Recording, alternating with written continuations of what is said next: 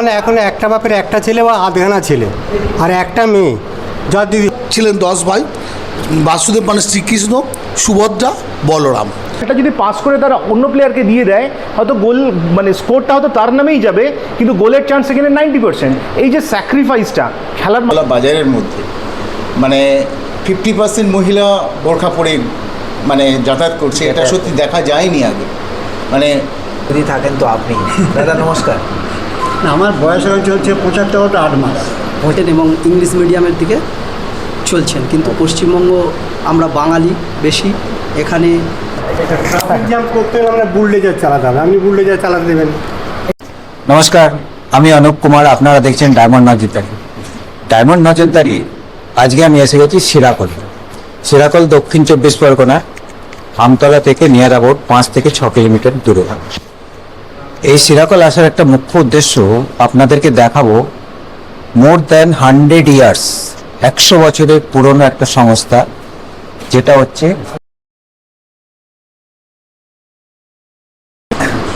আমার সাথে আছেন এখন মুরারি বাবা। আপনারা দেখলে বুঝতে পারবেন এখানে যারা রয়েছেন সব থেকে বয়স্ক ভদ্রলোক যদি থাকেন তো আপনি দাদা নমস্কার। আমার বয়স চলছে 75-8 মাস 75 বছর, মানে এই যে 100 বছরের যেটা আমরা বলছি তার অলরেডি 75 বছর আপনি 8 মাস আমার বয়সটা চলছে। কিন্তু আমি যখন এই সংস্থার মধ্যে জড়িয়েছি তখন আমি 22 বছর বয়স তখন আমার। আপনার স্যার, আজকে আমি আপনার এখানে যে আসলাম, এই দক্ষিণ 24 পরগনা, এটা 100 বছরের আপনাদের সংস্থাটা। 100 বছর শোনাটা একটা খুব সহজ জিনিস নয়। আমার বয়স তো 100 বছর হয়নি এখনো, আপনাদেরও বয়স সেরকম। মানে এই সংস্থাটা আপনাদের পূর্বপুরুষের সংস্থা। কিভাবে এই সংস্থাটা এত বছর আপনারা কন্টিনিউ করে আসছেন? এটা আমরা অরাজনৈতিক সংগঠন। পশ্চিমবাংলা এমন একটা রাজ্য, রাজনীতি ছাড়া সংগঠন তো বিস্তার করা খুব কঠিন। ওকে, সেই জন্য আমাদের এই যে 100 বছরের সংগঠন সেইভাবে বাড়েনি। আর যখন 100 বছর আগে ভারতবর্ষের লোক ছিল 30 থেকে 40 কোটি, এখন 140 কোটি এসছে। এখন মানে ঘোষেদের সংখ্যা বেড়েছে, তাদের পেশাগত সমস্যাও বেড়েছে। তারা ছানার ব্যবসা করে, গরুর ব্যবসা করে, খাটাল করে, খাদ্যের ব্যাপার আছে, তাদের খাদ্যের ভর্তুকির ব্যাপার আছে। যেমন চাষিদের সারের ভর্তুকি দেওয়া, আমাদের তো পশু খাদ্য ভর্তুকি দেওয়া হয় না। দাবিগুলো করছি যে আমাদের পশু খাদ্য দিতে হবে, আমাদের ভর্তুকি দিতে হবে। এই আস্তে আস্তে আস্তে আমাদের কণ্ঠস্বরটা বাড়ছে। যখন আমাদের সমাজ আস্তে আস্তে, তখন তো জাত ব্যবসা ঘোষ করতো আর কাঁধে ব্যাগ নিয়ে ছুটতো। এখন ঘোষেদের বাড়ির ছেলেরা লেখাপড়া শিখেছে, তারা বলতে শিখেছে। এখন বলতে না শিখলে তো আপনি দাবি আদায় করতে পারবেন না। তাদের বাড়ি শিক্ষিত হয়েছে, আজকের আস্তে আস্তে সংগঠনটা উত্তরোত্তর বৃদ্ধি পাচ্ছে। আমি যেটা আপনাকে বললাম, আজকের আমাদের 294টা সিটে 25টা ঘোষেদের ছেলে এমএলএ হয়েছে, আর 5 জন হচ্ছে মন্ত্রী হয়েছে। তার মধ্যে দিলীপ ঘোষ, শঙ্কর ঘোষ, গৌর ঘোষ এরকম ইত্যাদি আছে। আর আমি 3 জনের নাম অ্যাট এ প্রেজেন্ট বলে দিচ্ছি। এটা এখন কারেন্ট আমি বলছি, বিজেপি সরকারে 25 জন এমএলএ হচ্ছে ঘোষেদের আছে। আচ্ছা, যখন ওবিসি সার্টিফিকেট বের করতে যাচ্ছি, হ্যাঁ, প্রথমে আমাদের পঞ্চায়েতে যেতে হতে ইনকাম সার্টিফিকেটে, আবার বিডিওর কাছে যেতে ইনকাম সার্টিফিকেটের হার্ড কপি এবং ডিজিটাল কপি জমা দিতে, আবার এসডিও অফিসে যেতে হচ্ছে, দিয়ে আমরা একটা সার্টিফিকেট পেলাম। ওকে, সেন্ট্রাল গভর্নমেন্টে যখন চাকরি করতে যাচ্ছি বলছে বি হবে না, এ হবে, তোমার গ্রুপ এ করতে হবে। এই যে সমস্যাগুলো আছে এখানে থেকে পড়ে দেখবেন। এই আনন্দবাজারে এটা ক তারিখের পেপার, এটা 25 না 26 27 তারিখের, এটা হচ্ছে 27 জুন এই কাগজটা বেরিয়েছে, ওবিসি সম্বন্ধে বেরিয়েছে। যে ওবিসি যারা সার্টিফিকেট বের করছে, কখন ইনভ্যালিড হচ্ছে, কখন ভ্যালিড করছে, যে কি করে এটা আমাদের এই বারবার আমরা যেন এর মধ্যে না পড়ি আর।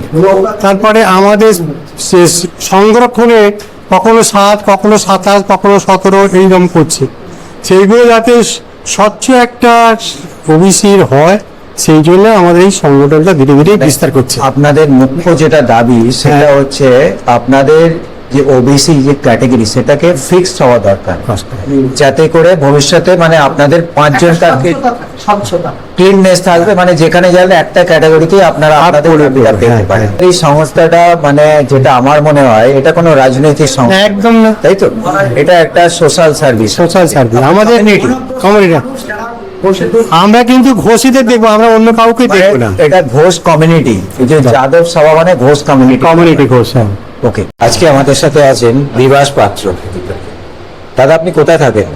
আমি বিষ্ণুপুর, দক্ষিণ চব্বিশ পরগনা বিষ্ণুপুর 1 নম্বর ব্লকে থাকি। যাদব সমাজের যে আমরা এখানে একটা সম্মেলন দেখলাম, সবাই একটা আলোচনা, আপনি আপনার এলাকায় কিরকম ধরনের প্রবলেম ফেস করেন, মানে এই গরু রিলেটেড কিরকম ধরনের প্রবলেম আপনি ফেস করেন? মূলত একটা সময় ছিল, আমি একটুখানি তার ইতিহাসটা বলি।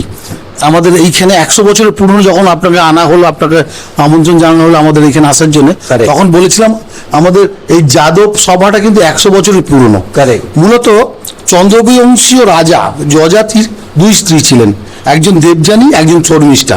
দেবযানীর যেটা বংশ গর্ভজাত যেটা, সেখান থেকে কৌরব পাণ্ডব এদের উৎপত্তি। তারপর তো মহাভারতের গল্প জানেন। Okay.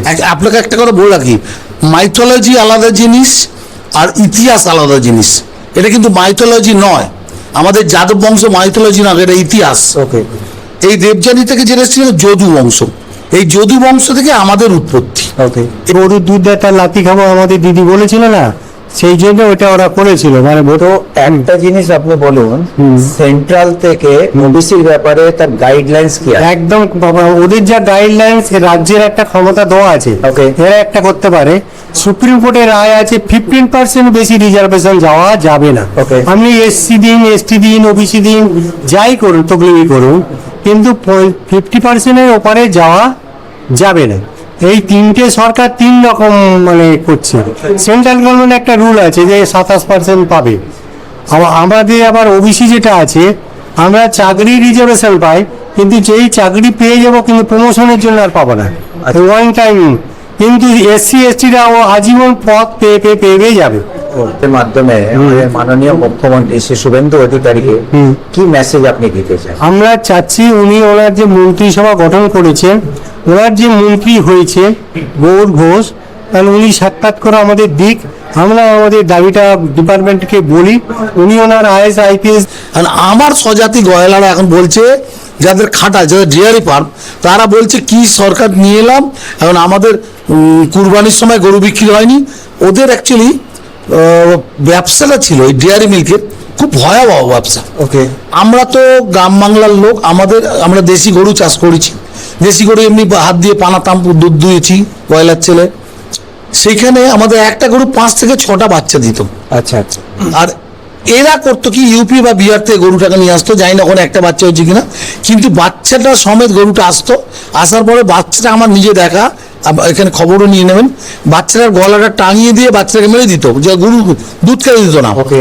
এবং সেই গরুটাকে ইনসান মেরে মেরে দুধ নেওয়া হতো। নেওয়ার পরে সে পরে আর কখনো গভন হবে না, মানে অর্থাৎ বাচ্চা দেবে না।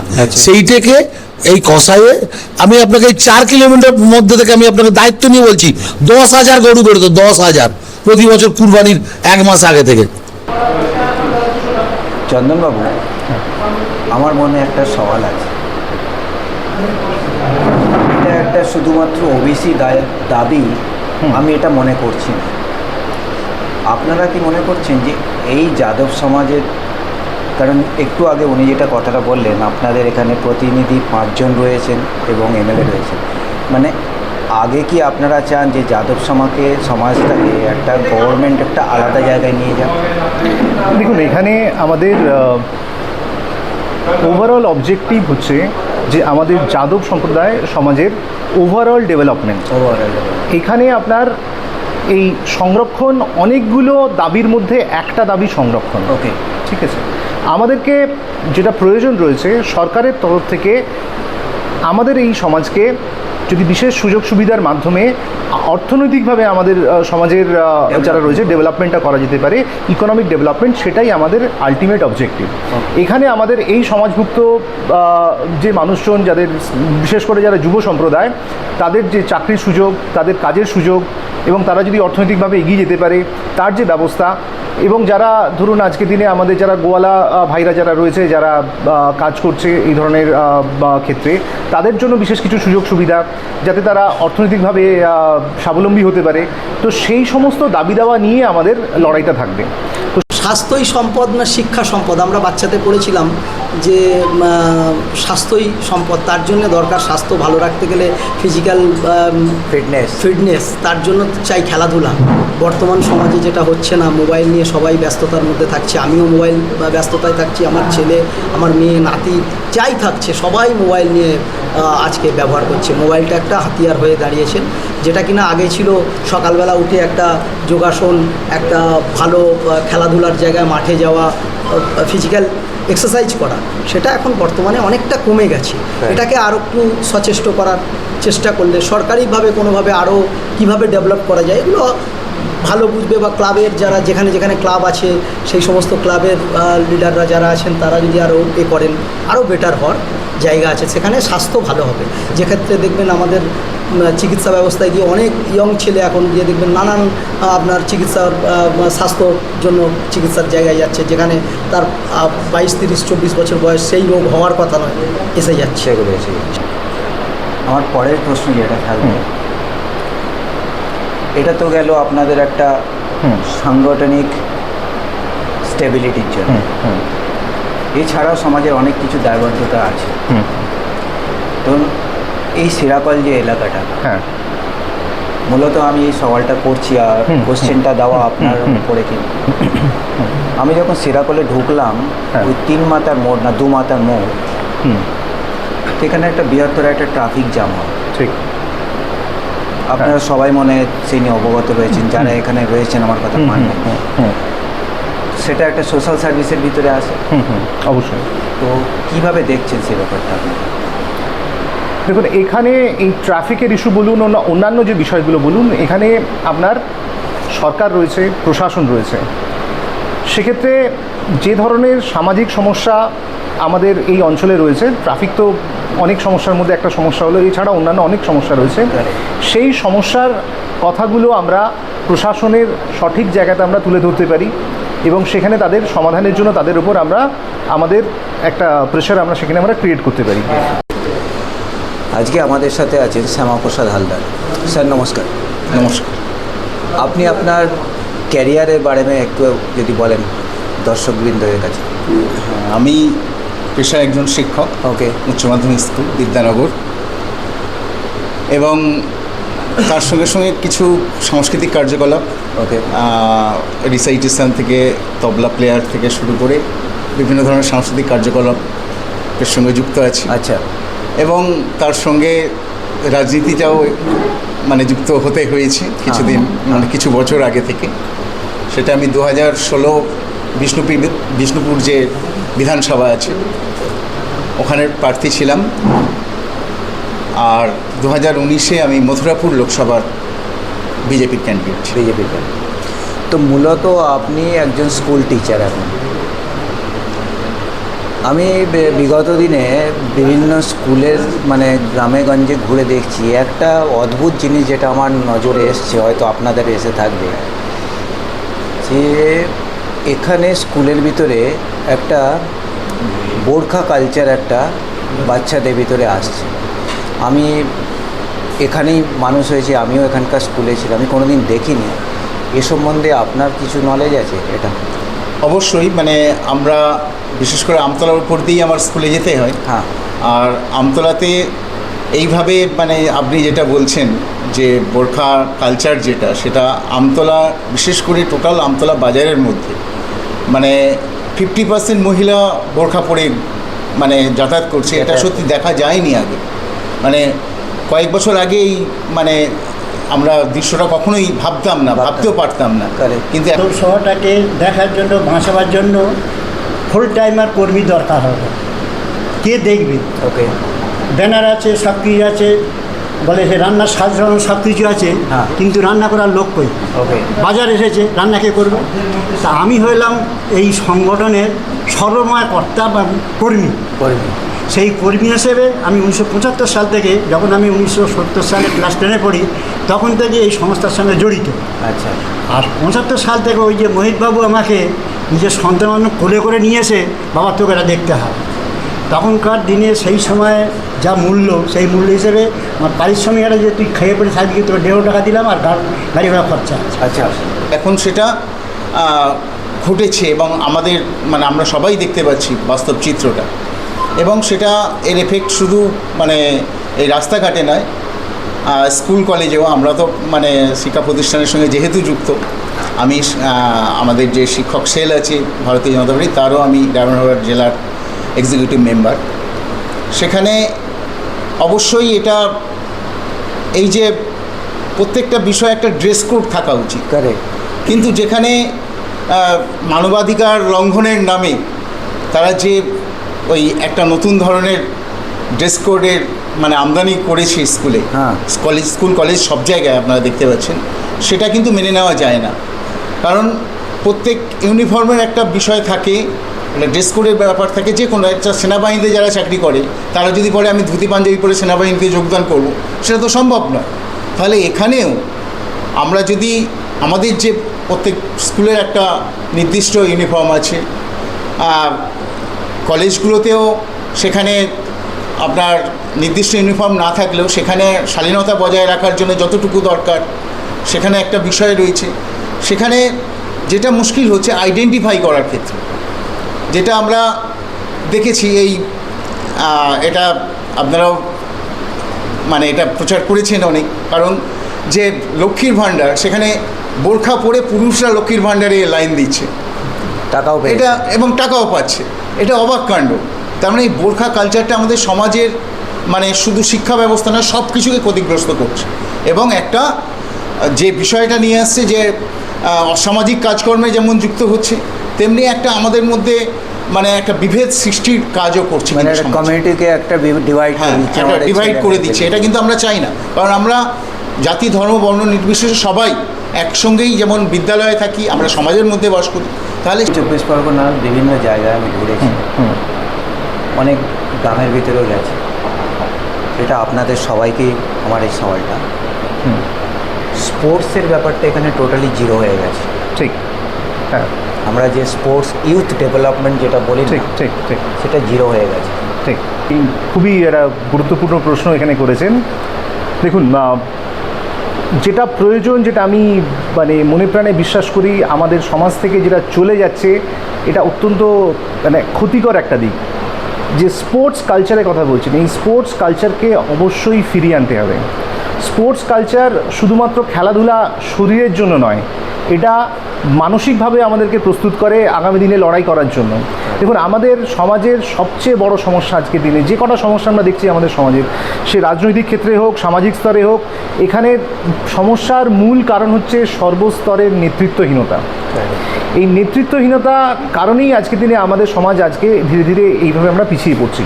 তো যদি সেখানে আমরা সঠিক নেতৃত্বকে তুলে আনতে চাই, সেক্ষেত্রে স্পোর্টস একটা অত্যন্ত গুরুত্বপূর্ণ ভূমিকা পালন করে। ধরুন, আমি দেখি যেটা সবচেয়ে আমার খারাপ লাগে, যে আজকে ছোট ছোট বাচ্চারা মাঠে যায় না, সেখানে গিয়ে ক্রিকেট খেলে না, সেখানে গিয়ে ফুটবল খেলে না, তারা আজকে মোবাইল নিয়ে বসে ঘরের কোণে বা একটা কম্পিউটার নিয়ে বসে ঘরের কোণে কম্পিউটার গেম খেলে। সেখানে তারা ফুটবল, ক্রিকেট, পৃথিবীর যত রকম খেলা আছে খেলছে।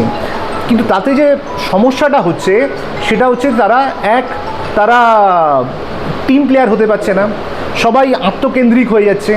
আত্মকেন্দ্রিকতা যখন একটা মানুষের মধ্যে তৈরি হয়, তার ফলে সে সমাজে কিছু কন্ট্রিবিউট করতে পারে না। মাধ্যমিক করতে শেখায় যে আমি আমার ব্যক্তিগত স্বার্থকে ছেড়ে দিয়ে আমি একটা দলগতভাবেই আমি সমাজের জন্য বা মানে বৃহত্তর স্বার্থে আমি আমার ব্যক্তিগত স্বার্থকে ত্যাগ করছি। এই জায়গাটা কিন্তু স্পোর্টসের মাধ্যমে হয়। তো সেই জায়গাটা, সেই কালচারটাকে আমাদের ফিরিয়ে আনতে হবে। আমি দেখি আজকের দিনে আমার বাড়ির পাশে একটা মাঠ আছে, এই একদম পাশেই দেখবেন শিরাকল স্কুল মাঠ। একটা সময় ছিল যখন আমরা স্কুলে পড়াশোনা করতাম, সেই সময় বিকেল 4টের পরে আমাদেরকে গিয়ে মাঠের পাশে দাঁড়িয়ে থাকতে হতো, যে সেখানে এত প্লেয়ার হয়ে গেছে। বা কোনো দিন যদি আমি কোনো বাইরে থাকি, ধরুন কলকাতায় গেলাম বা অন্য কোনো আত্মীয়র বাড়িতে গেলাম কোনো কাজে, আমি 4টে, 4:30 সময় আমি শিরাকলে আমার এই মাঠে উপস্থিত হতে পারতাম না, তখন আমার মন কাঁদতো। আমি নিজে ক্রিকেট খেলতাম, আমরা যারা এখানে শিরাকলের বাসিন্দা তারা জানেন, আমি প্রচুর পরিমাণে খেলাধুলা করতাম। আমি শিরাকলে একটা সময় এই অঞ্চলের এমন কোনো দল ছিল না যারা আমাকে চিনতো না। তো সেক্ষেত্রে 4টে যদি মাঠটা একটা দাঁড়ান, সমস্যাটা সমাজের দেখুন, ওই মাঠটা থাকলে খেলা হয় না। মাঠটা হলে সন্তান চাই, তো আমরা 2, 3, 4টে ছাত্র তবে তো খেলতে যাবেন। আমরা তো সে খেলার সময় নেই, তার নাচে গানে, তার টিউশনে তারা পিছিয়ে দিচ্ছেন, রগড়ে দিচ্ছেন, তাও তার কিচ্ছু হচ্ছে না। চাকরি নেই, তার চাকরির বাজার নেই, কিন্তু সে তার চেষ্টা করে যাচ্ছে। সকাল থেকে রুটিন জিজ্ঞেস করুন, এই বাচ্চাটার রুটিনটা সময় থেকে উঠে চোখ বুঝিয়ে বুঝিয়ে আছে, মা তার স্কুলে নিয়ে চলে যাচ্ছে, সে কখন খেলবে, খেলার টাইম। প্রশ্ন যেটা করেছিলেন, শিক্ষা এই মুহূর্তে মনে হয় আমাদের পশ্চিমবঙ্গের সবচেয়ে গুরুত্বপূর্ণ যে বিষয়, যেটা নিয়ে সরকারকে খুব বিশেষভাবে চিন্তা করার প্রয়োজন রয়েছে, সেটা শিক্ষার জায়গাটা। এই মুহূর্তে নতুন সরকার, 4 মের পরে নতুন সরকার যে এসছে পশ্চিমবঙ্গে, এবং যে পদক্ষেপ তারা নিয়েছে, যারা বলছে ডবল ইঞ্জিন সরকার, তাতে আমার যেটা মনে হচ্ছে যে পশ্চিমবঙ্গে আগামী দিনে, আগামী কয়েক মাস বা কয়েক বছরের মধ্যে একটা বিপুল পরিমাণের বিনিয়োগ, ইনভেস্টমেন্ট আপনারা দেখতে পাবেন পশ্চিমবঙ্গে। সেটা বিভিন্ন ক্ষেত্রে, ইনফ্রাস্ট্রাকচার হোক, নতুন কোম্পানির ক্ষেত্রে হোক, ব্যাপক পরিমাণে ইনভেস্টমেন্ট কিন্তু পশ্চিমবঙ্গে আসবে।